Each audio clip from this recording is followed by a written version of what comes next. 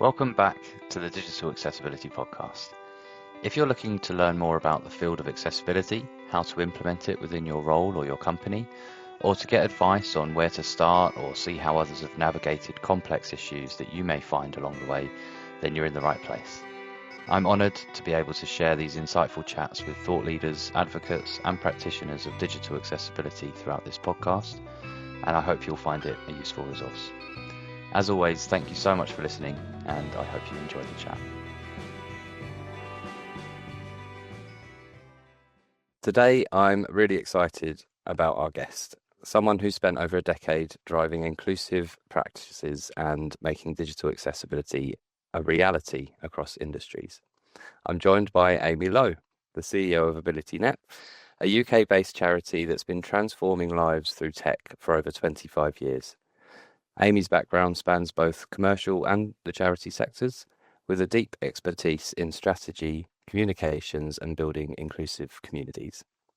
She's also a certified professional in accessibility core competencies, or CPAC, a champion of embedding inclusive principles not just in products but in people and culture too.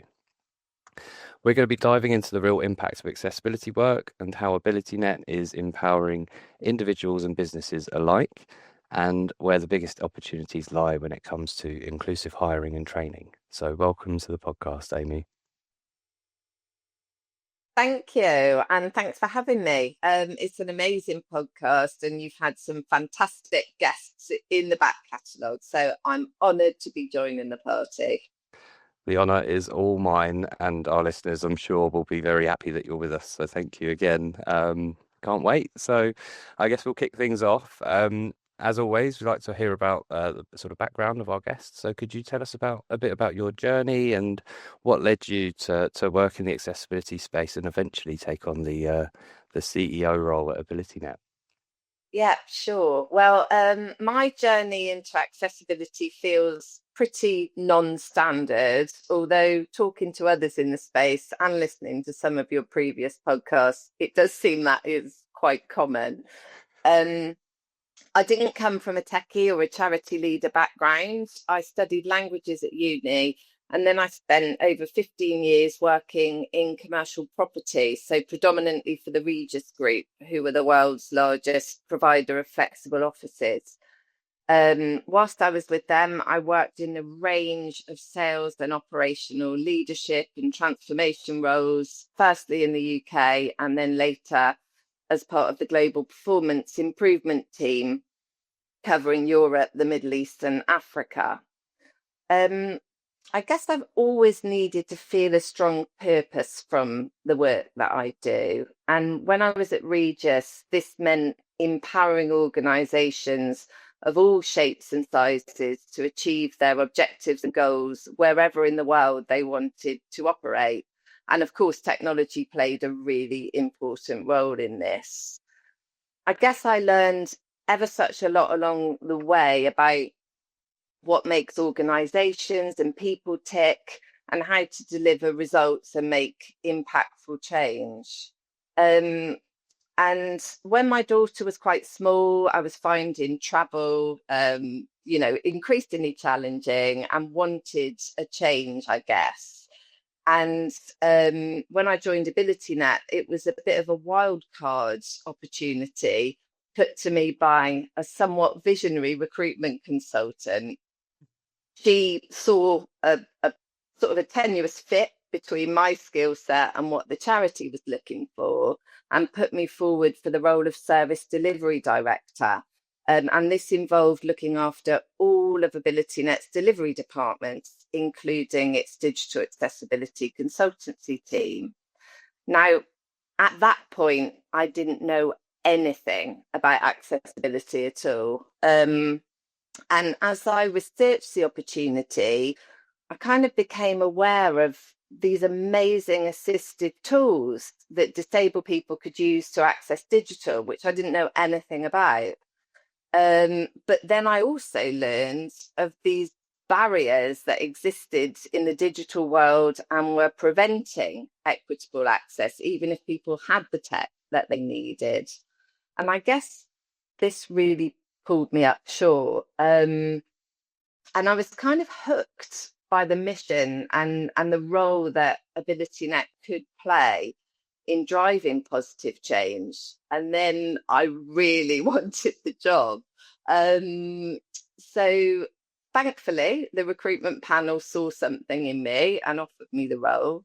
And the rest is history. I've now been with AbilityNet for nearly 10 years, as you said. It's been the most amazing and rewarding experience, as well as being a huge learning curve.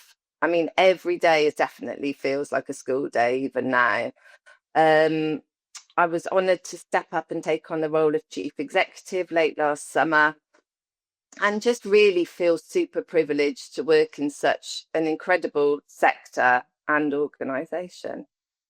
Oh yeah, well, amazing, and yeah, I guess a bit non-conventional the entry into the space. And as a recruiter, obviously, I'm trying to make those connections. So it's great that that person, that recruiter, saw that in you. And it's interesting because a lot of recruitment, unfortunately, is keyword searching. So you could have been very easily overlooked if you didn't have the word accessibility or any sort of experience in your background. But it's nice that they saw.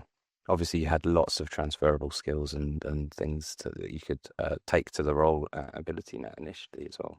Yeah, I mean the others that were in the mix did have much more sort of conventional backgrounds, but luckily I managed to persuade them to take me in. Yeah, amazing. Well, yeah, testament to you and your ability to interview.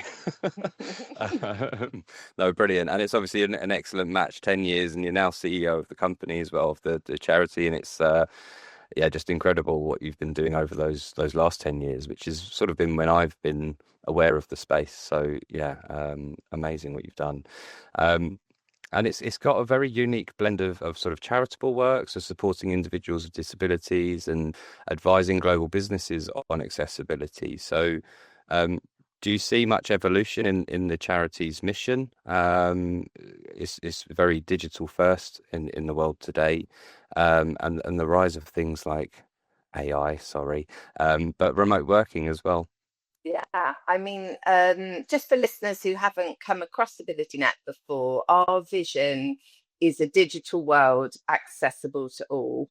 And for us, that means individuals having access, adaptations, and skills to benefit from digital, organizations creating digital experiences that are optimized for the widest audience. And it also involves convening and supporting a community of practice to deliver this. Um, and we've been doing this work for over 27 years now. So we've supported countless individuals and thousands of organizations, including some of the biggest brands on the planet. And, you know, you're reflecting your time in the sector, Joe. A lot of progress has been made in that time. However, we are undoubtedly living in a really disrupted and volatile world, aren't we? And with the rate of change and innovation accelerating, it feels like our mission's never been more relevant, especially as digital begins to blend into the physical world as well. So, one of our core values is innovation. And when you sort of start to delve into innovation, it's amazing how many of the tools that we all use today came out of efforts to remove barriers for disabled people.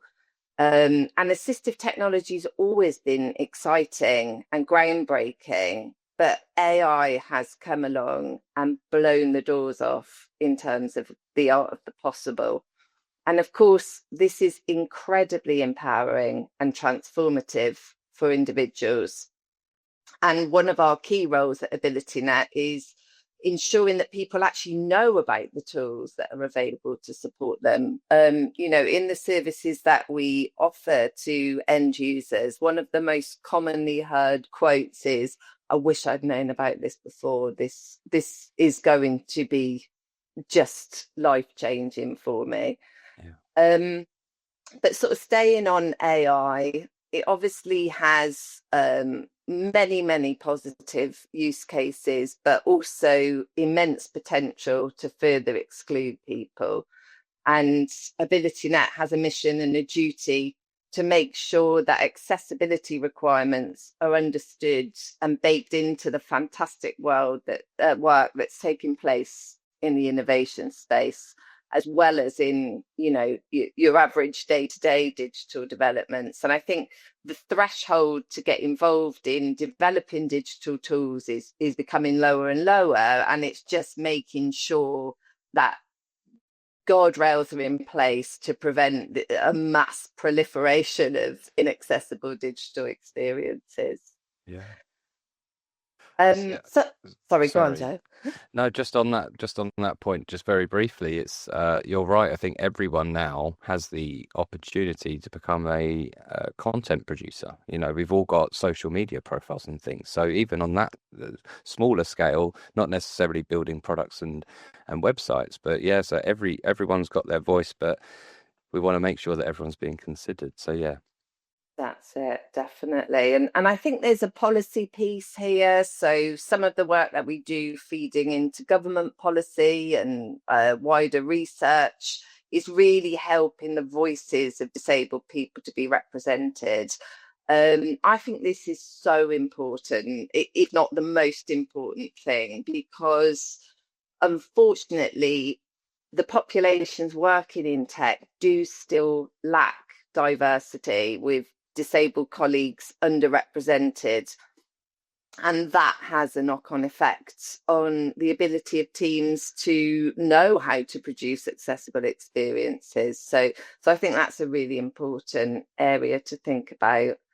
Um, so you talked about evolution of our mission, and of course, it is ever evolving to keep pace with change. But some of the fundamental areas that we impact remain pretty similar.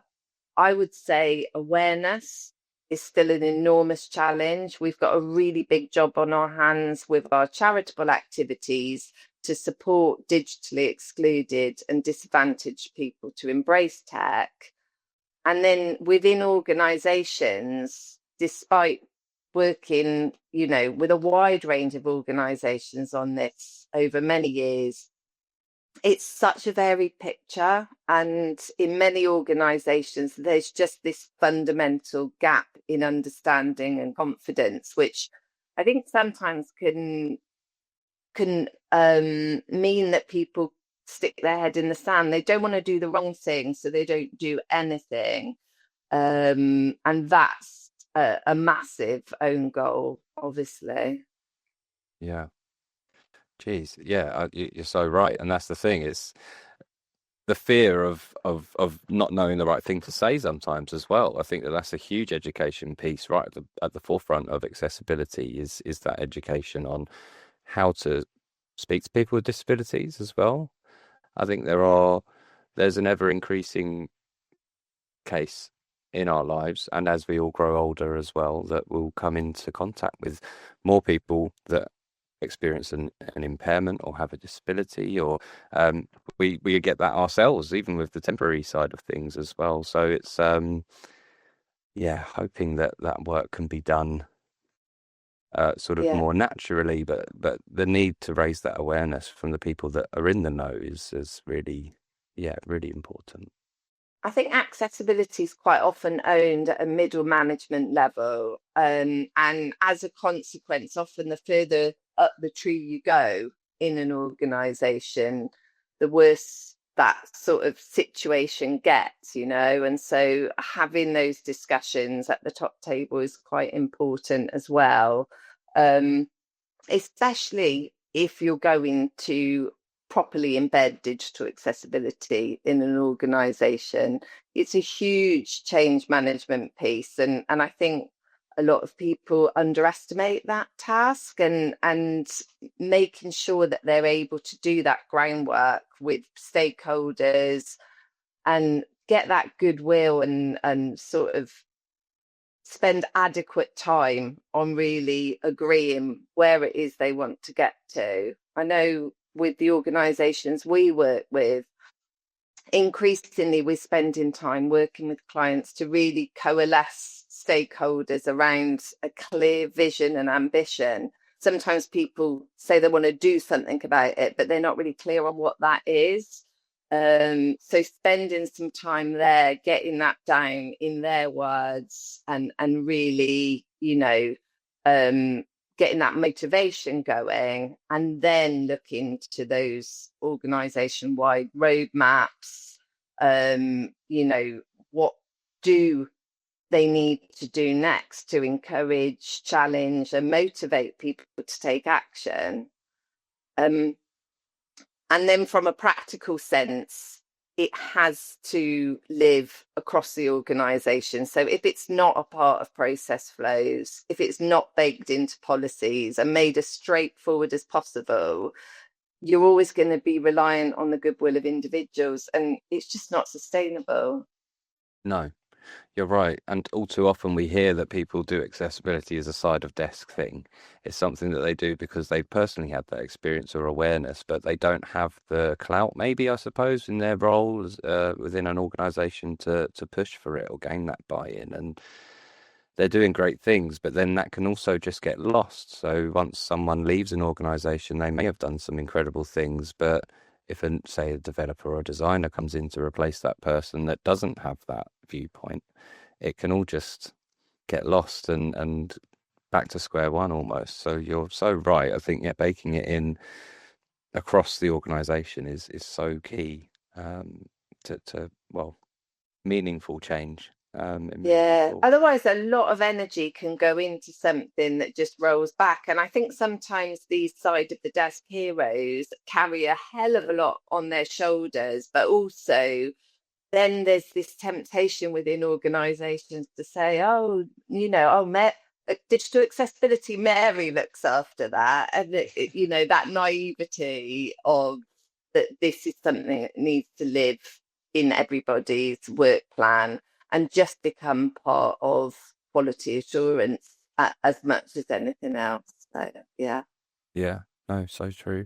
And that nicely brings us on to the next sort of question around training and inclusion. So I know that AbilityNet does a lot of work supporting the education and training across the board. So from empowering students with disabilities to helping companies build that into their own training modules. Um, so what would you say the key sort of ingredients would be for building a truly inclusive learning environment, both in education but also in the workplace?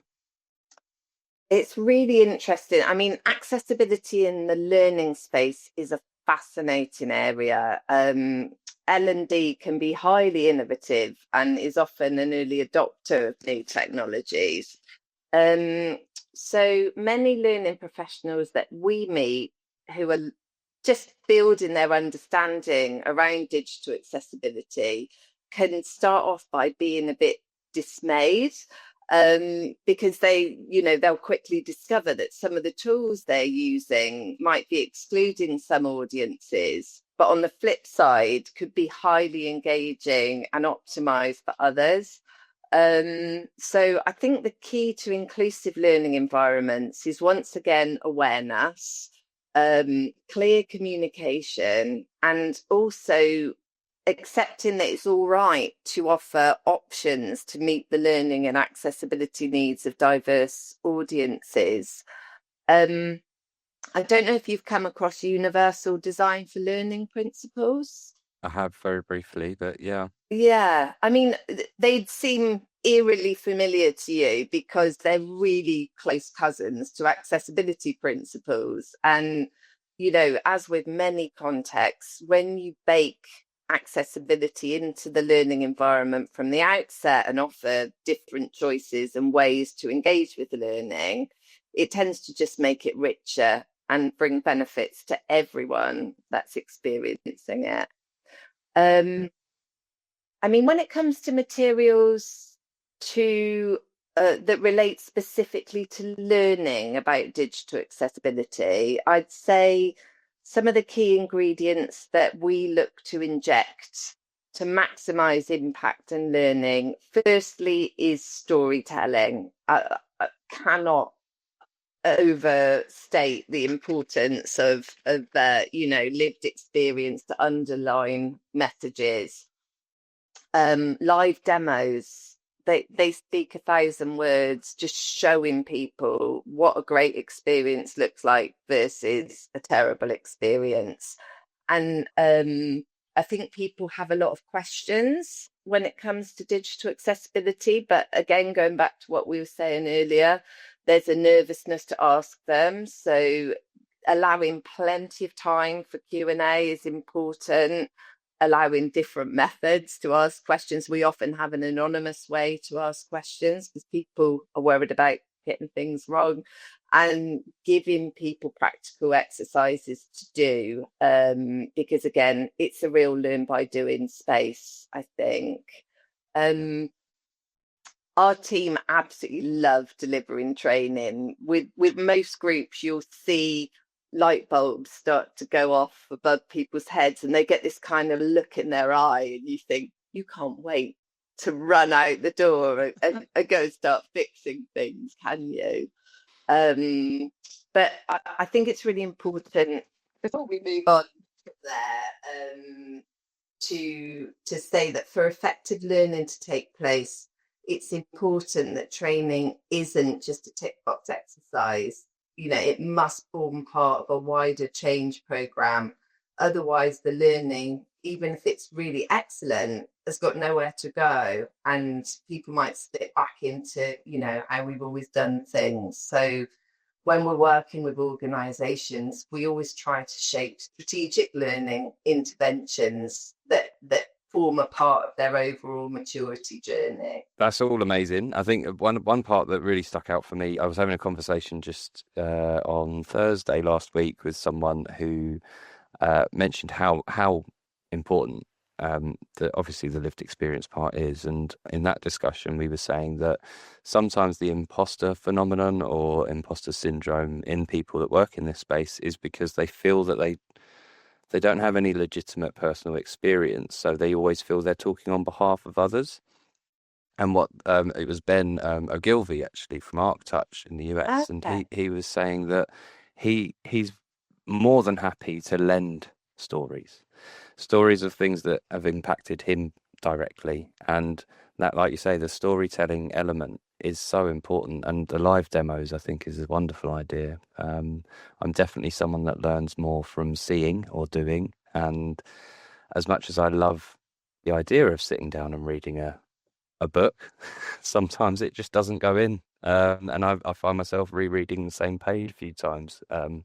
Attention span's quite poor these days, but yeah, I think it's a wonderful thing, and I've learned so much from these conversations that I've had on the podcast, and helping to hire people in the space. And yeah, don't get me wrong, I'm not saying that I'm a professional myself in that, but I've gained an awful lot of knowledge and experience through others. So I think that's a wonderful way to go about things. And I bet it is the stories that has made it stick, because it certainly was for me. When I was trying to learn about accessibility at a frenetic pace when I took the job on, just asking people to really explain it to me, like I'm 2 years old, and Yeah. that just, people sort of were like, okay, but then it led to them starting to tell stories, show me things, and then everything starts to fit into place, doesn't it? Yeah. Oh, amazing. And you start to then identify things that, oh, actually, this has directly impacted me or family members, and it makes me think about my parents and my uncle. My uncle lives with Down syndrome and severe autism, and that's just so natural and normal for me because I've grown up with people with disabilities in my life, and I didn't really see it as, oh, you're going to struggle to use technology, or you're going to, access your online bank account, and it, it's like actually it brings it much closer to home, and yeah, normalizes things. It's not so scary then when you sort of get Yeah. familiarity. Yeah, we've got lots of team members who obviously have a lot of professional experience, but lived experience as well. And I think that can be really powerful in the learning space, is people being able to talk from their professional viewpoint, but also showing their own stories. So yeah, Amazing. Perfect. And I mean, community and collaboration was another key topic that I was hoping to discuss. And that's one of the things that stands out about your leadership is that focus on the collaboration. So whether it's through TechShare Pro, the conference, or partnerships with other organizations, it feels like you're always looking to just bring people together. Um, it's much less divisive as you see in a lot of other sort of tech if it's tech first, like communities. But we have discussed recently how welcoming and collaborative the accessibility community is. So, um, do you feel that that is just essential to driving accessibility forward then? definitely. And I think, interestingly, collaboration is another of our core values at AbilityNet. And, we consider it to be a strategic imperative. If we're going to make serious progress towards our vision of a digital world accessible to all, you might have heard the African proverb that goes, if you want to go fast, go alone. If you want to go far, go together. And I think this is most definitely true in the accessibility space. And, we are so proud to partner and collaborate with an amazing range of organisations and individuals that share our mission. Um, you are so right. We love to take opportunities to convene the community. Our annual digital accessibility conference, TechShare Pro, takes place every November. It's a hybrid event, and it's in its ninth year this year. And it's attended by accessibility professionals and, dare I say, rock stars from, around the globe. And for me, it's a massive high point of my year. I just buzz off that, coming together to talk about what we've achieved and also to think about what we need to do next. Um, I think when you and I first met, we talked about how lonely leading accessibility can feel inside some organisations. And we're lucky enough to have this really collegiate community. And you see how it brings strength and support and motivation to folks who are doing the work to continue when the going gets tough. And the generosity as well that I see in the collaborative activities we both take part in and benefit from at AbilityNet is pretty humbling, like you say, when you compare it with perhaps some other sectors. And I feel really lucky to work in this world. Oh, amazing. Well, we're lucky to have you in the community and in the sector. And it's very humbling and seeing all of that generosity and that kind of ends up leaching into other parts of your life as well. Because if you're doing it for work, you spend most of your life working, you get 2 days off at a weekend if you're lucky. Yeah. Um, and I mean, yeah, it's so nice to see because I have worked in other areas of technology, and it's very much if you're working in a greenfield sort of project and you're trying to beat the competition, that's all going to be under NDAs. It's locked away. No one else can know about it.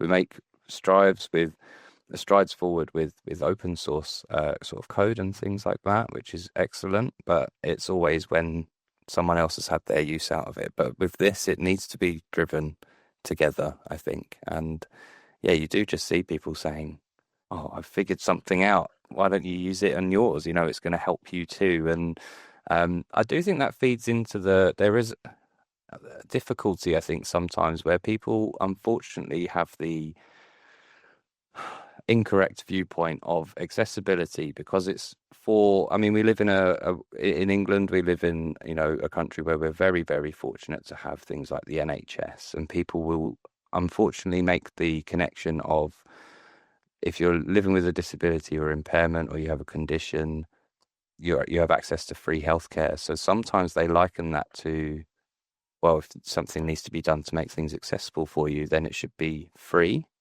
But actually, there's a cost to everything, and it's still very much like you say with the innovation, it's at the forefront of technology. So why shouldn't it be paid for? And Yeah, actually, there's real value in that and return on the investment too. But I'll digress. I could speak on that point all day long. I hear you.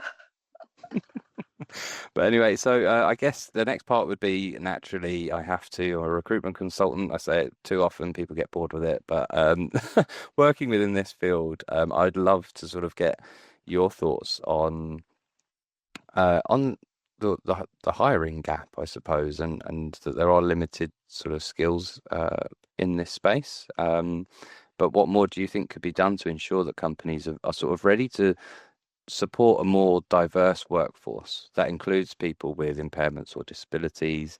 Um, I mean, despite the growing awareness, there is that gap in terms of the recruitment practices as well, and people being able to apply for roles that they know that they could do. Um, there's just not enough disabled professionals represented in tech roles, which is a fact. But is there any advice you could give to employers that want to build more inclusive teams, and what's the starting point? Sorry, I know it's a very long question. No, not at all. I mean, this is an area that I feel really passionately about. The disability employment gap is pretty stubborn.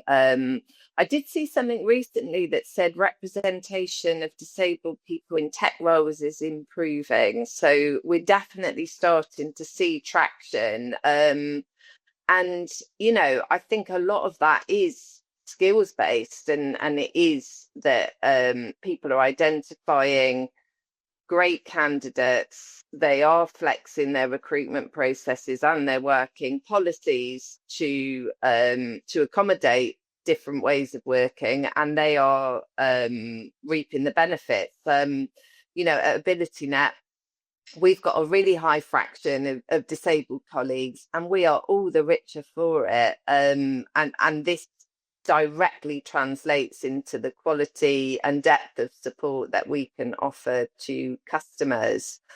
Another one of our core values is inclusion, as you might expect. And our HR department, our line managers, and the team at large have got a really good grounding in accessible, inclusive practices, not just in recruitment, but right along the employee journey. And no one sort of assumes they've got it nailed. We work with the wider team to gather feedback and continually co-design processes and improvements. Um, I think this is another area where there's a lot of nervousness. It can be hard to determine priorities to get started. So I would advocate always listening to feedback and looking for some quick wins. There's usually loads of things that you can do inside your organization that cost nothing and is going to make a lot of difference for disabled colleagues, but the wider team as well. Again, it goes back to what I was saying when we were talking about learning. Flexibility and choice is the most important thing. You may also identify some more fundamental changes that might need more effort, but are going to have a really large and visible impact on an organization's employee experience. And that's really key. Reputationally can be really good for your brand as an employer. Um, I think having an understanding of barriers is key. Going round to recruitment, you'll probably be able to tell me this anyway, but having a really clear set of instructions about what's going to happen in a recruitment process, when it's going to happen, how performance is going to be scored, that kind of thing obviously is beneficial for everybody, but for perhaps neurodivergent candidates or candidates living with anxiety who might struggle filling in the gaps around vague instructions and expectations, that will be really, really important. And again, considering things like time to process when you're asked a question, the person who comes up with the quick and slick response isn't necessarily, better than somebody who has to think a while. And often that candidate who gives it proper thought and responds is probably coming back with a more fully thought out response. But we've probably all had some biases in the past when we haven't thought about that. So things like providing questions in advance or giving people, 15 minutes to read the questions and then asking them is going to give you a better sense of who the right candidate is. Um, yeah, I mean, we developed a diagnostic tool specifically for this, called the Disability Inclusion Gap Analysis, and it's a bit like our maturity model for digital accessibility within an organization, but what you're really looking at is how mature are you at each stop in the employee journey, so recruitment, onboarding, general ways of working, meetings and events, performance and career development, which is a really important area. There is a bit of a glass ceiling that disabled colleagues tend to butt up against, and a lot of that can be to do with how development's done within an organisation. And yeah, it's just a helpful way for people to benchmark where they are and get some ideas about where they want to go next. And integrity is our fourth company value. So it was really important for us to walk the walk. So we put ourselves through that gap analysis and we keep focused on where we can improve. I think another thing, I can't remember what the stat is, you might know this, but disabled candidates have to apply for a large multiple of roles compared with non-disabled candidates before they secure a role. And whilst it gets some criticism here and there, I do think the disability confidence scheme is a good thing to sign up to. If you go for the level 3 accreditation, as we have done, you get external validation from another level 3 organisation. So that's a really valuable reflective process. And that is a really good indicator then to candidates that they should be able to expect a positive experience with that organisation if they did apply for a role there. Yeah, definitely. And I love that the commitment there as well is not just like you say on the hiring side of things or the recruitment side, because you could be doing all the right things and bringing people in, but if you're not actually set up as a business to support people with their needs or any adjustments that might be required, then you're actually failing people all the same. Um, which I've heard some real horror stories throughout the years of people that have been offered a job and they are great at it, but they just couldn't access the systems that they were using internally. So you turn up for work and you can't actually log on, or you can't see the screen, or whatever it might be. And even down to the physical element. I've had some people that have turned up to work in an office and it's on the third floor with no lift access, and that's just not an accessible working environment for them. So it's I love that the process doesn't end at congratulations, you've got the job. But yeah, I think the stat, I mean, it's a bit skewed, is around 60% more jobs. But I think that it's actually higher than that. I think that's, that would be a, an unfair average to state that it's 60% more, especially in the current market. I think the jobs market at the moment is very hard for people. There's an awful lot of competition.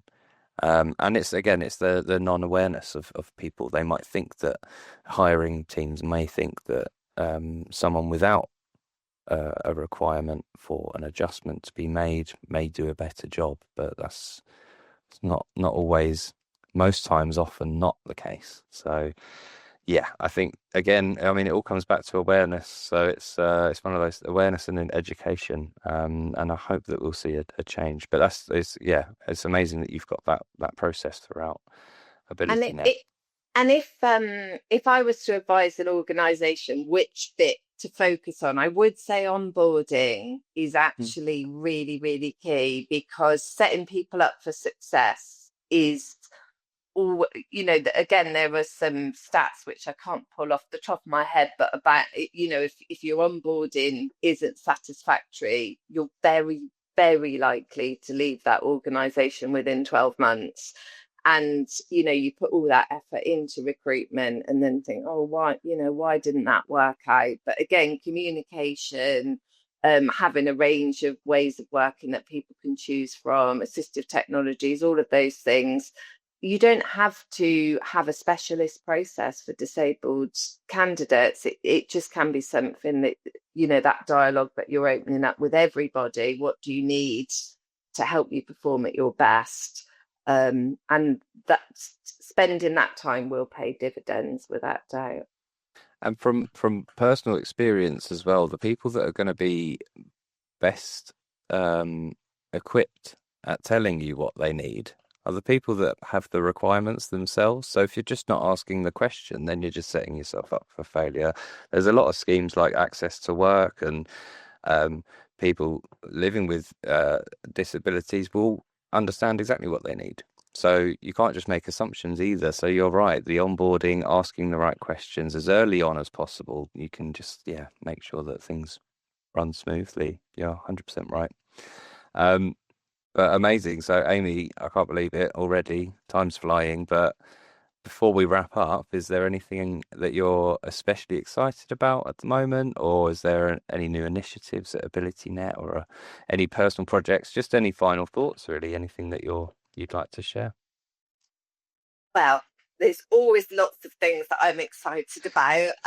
So I won't give you the full list or we'll be here all night. I'm obviously very, very excited about TechShare Pro 2025. That's taking shape now. The themes that we have this year, CX, customer experience, I'm really excited about that. It's a area where accessibility should be entirely baked in, but that isn't always the case. So we're going to be unpacking, how do you bring those two communities together and increase and improve collaboration, because that's got a big impact on the customer and the employee side. I think the whole CX piece, and there's some really exciting innovation going on in that area. um, AI and accessibility, of course, is a theme. And again, we've got lots of exciting people sort of lining up with different perspectives on that. So, really keen to see those conversations start to unfold. Um, Accessibility leadership is an area that we'll be covering, and neurodivergence and accessibility. So it's going to be really, really great. Tickets are on sale. So really look at, and I think you're coming this I year, am. Joe. I am. I Yay. can't So wait. it's going to It's be been so something I've much been meaning fun. to get to for many years. And yeah, Oh, very grateful to my boss that she's helped to fund my ticket. So I'll definitely be there. brilliant stuff. On the accessibility leaders side, there's a project that we're working on that I'm really excited to get off the ground, which is an accessibility leaders peer group, which we plan to launch very soon. As I mentioned earlier, I think accessibility can feel like a bit of a slog at times, and folks in the sector really value time together to problem solve and encourage one another. So we're looking that the program will be sort of part training, part peer support, part coaching and mentoring, with a bit of all important socializing thrown in. So we'll be sending out some expression of interest invitations fairly imminently, if not already done at the time of listening. So any listeners that are interested, keep your eyes peeled on LinkedIn or in your inbox for more information. Um, so I don't know that what else? I think the digital inclusion work that we do within AbilityNet, it feels like what's been coming out from government and through London Tech Week, and this huge sort of emphasis on digital as a way to solve a lot of the challenges that we're experiencing in this country. And it's really, really important that digital inclusion is considered in there. There were so many people who still don't have access to a device, data, or skills and confidence. And some of the work that AbilityNet's doing, supported by fantastic organisations like BT Group, Capgemini, and others, is really pushing into that space. So, want to be doing a lot more of that as time goes on. Oh, amazing.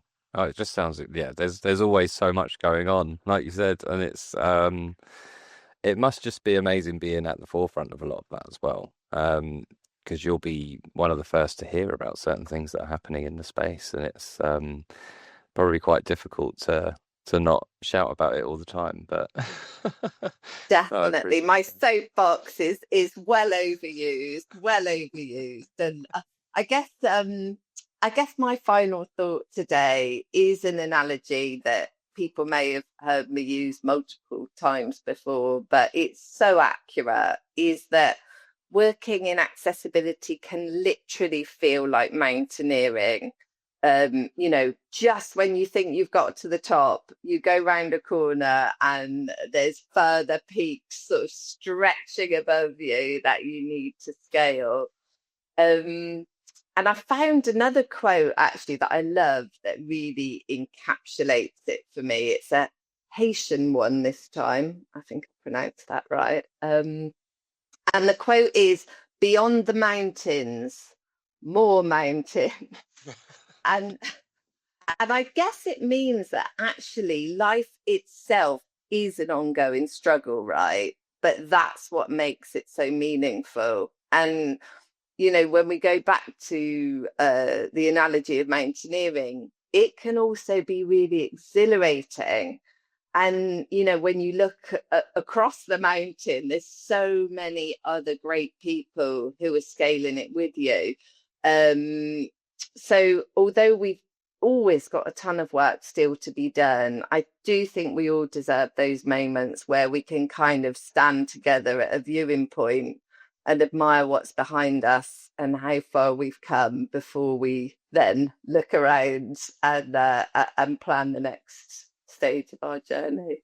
And I mean, yeah, you're right. Accessibility is never going to be done. There's no full stop at the end of it because things will always change, and it's uh, it's an interesting one. So now I've got a feeling I'm going to have to start looking for people with the job title Accessibility Sherpa because you're going to Yeah. be guiding people up those mountains. I love that. That is a good job title. We'll have to start getting the JD together, won't we? That's it, 100%. As long as you've got your climbing boots, then join on. Amazing. Well, Amy, thank you so much for joining me today and for everything. The conversations, the time you've given me, it means an awful lot. And I just really appreciate everything you're doing and AbilityNet is doing. And I just hope that today's conversation sparks more of that awareness and action, I hope. I think that's a key thing as well. So just thank you as always, and to everyone that's listening. Oh, thanks, Joe. And yeah, have a great rest of the day. And thanks for having me on the podcast. Oh, more than welcome.